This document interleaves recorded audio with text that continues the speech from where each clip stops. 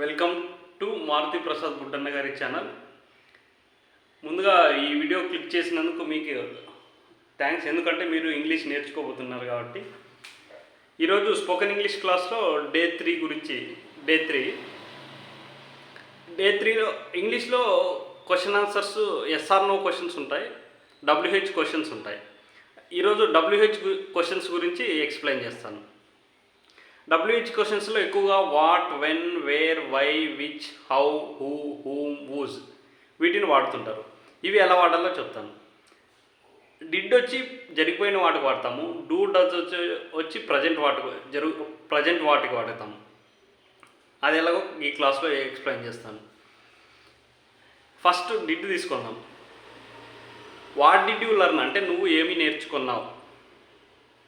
When did you learn ఎప్పుడు నేర్చుకున్నావు. Where did you learn ఎక్కడ నేర్చుకున్నావు. వై డిడ్ యూ లెర్న్ ఎందుకు నేర్చుకున్నావు.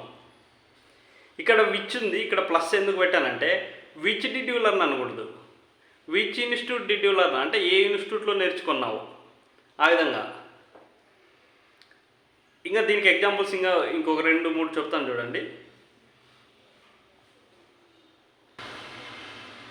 Which car did you like, which bike did you like అంటే నువ్వు ఏ కార్ ఇష్టపడేవాడివి, నువ్వు ఏ బైక్ ఇష్టపడేవాడివి. విచ్ తర్వాత డైరెక్ట్ డిడ్ వాడకూడదు. విచ్ తర్వాత నౌన్ వాడాలి, అంటే ఇన్స్టిట్యూటు, కారు, బైకు ఇలాంటివి వాడి తర్వాత డిడ్ వాడాలి.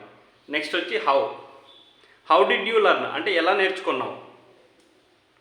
ఇక్కడ హూ అబ్జర్వ్ చేయండి. హూ తర్వాత డిడ్ వాడకూడదు, డైరెక్ట్ క్వశ్చన్స్ అడగాలి. ఎలాగంటే ఇప్పుడు మ్యాచ్ ఎవరు గెలిచారని అడగాం కదా, హూ ఓన్ ద మ్యాచ్ అని అడగాలి. అదేవిధంగా ఇంకోటి హూ హెల్ప్డ్ యూ అంటే నీకు ఎవరు హెల్ప్ చేశారు. ఈ విధంగా హూ తర్వాత డిడ్ వాడకూడదు, డైరెక్ట్ క్వశ్చన్ అనేది అడిగేయాలి. తర్వాత హూమ్కి డిఫరెన్స్ చెప్తా చూడండి. సపోజ్ ఒక ఇంట్లో మ్యారేజ్ జరుగుతుంది అనుకోండి. ఒక నాన్న తండ్రి కొడుకు మధ్య సంభాషణ జరుగుతుంది. కొడుకు వెళ్ళి ఊర్లో అందరినీ పిలిచాడు, ఊర్లో అందరినీ ఆహ్వానించాడు పెళ్ళికి. అది ఇంటికి వచ్చి చెప్పాడు, నాన్న నేను ఆహ్వానించాను అని చెప్తాడు అనమాట. ఐ ఇన్వైటెడ్ అని తండ్రికి చెప్తాడు. తండ్రి ఏమడుగుతాడు, హూమ్ డిడ్ యూ ఇన్వైట్ అంటే ఎవరిని ఇన్వైట్ చేసావు, ఎవరిని. హూ వచ్చి ఎవరు అని వస్తుంది, హూమ్ వచ్చి ఎవరిని అని వస్తుంది. ఎవరిని ఇన్వైట్ చేసావు, హూమ్ డిడ్ యూ ఇన్వైట్ ఎవరిని ఇన్వైట్ చేసావు.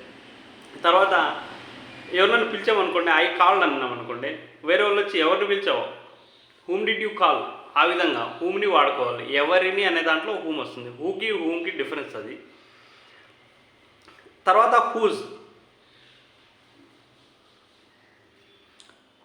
హూజ్ తర్వాత డిడ్ అనేది వాడకూడదు. ఇది ఎలా వాడాలంటే హూజ్ అంటే ఓన్షిప్ గురించి తెలియజేస్తుంది అనమాట. హూజ్ హౌస్ ఈజ్ దిస్ అంటే ఈ ఇల్లు ఎవరిది. హూజ్ కార్ ఈజ్ దిస్ అంటే ఈ కార్ ఎవరిది. హూజ్ బుక్ ఈజ్ దిస్ ఈ బుక్ ఎవరిది అంటే ఎవరిది అనే అడగడానికి హూజ్ వాడతాం. హూజ్ తర్వాత డిడ్ ఎప్పుడు కూడా వాడకూడదు.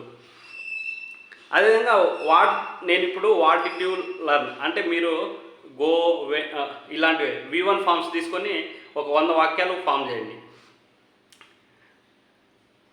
వేర్ డిడ్ యూ గో అని నేను where did you learn, where did you go ఈ విధంగా ఫామ్ చేయండి. తర్వాత నెక్స్ట్ వచ్చి డూ డస్ ఎప్పుడు వాడతామంటే డూ వచ్చి ప్రజెంట్ సిచ్యుయేషన్స్ వాడతాం.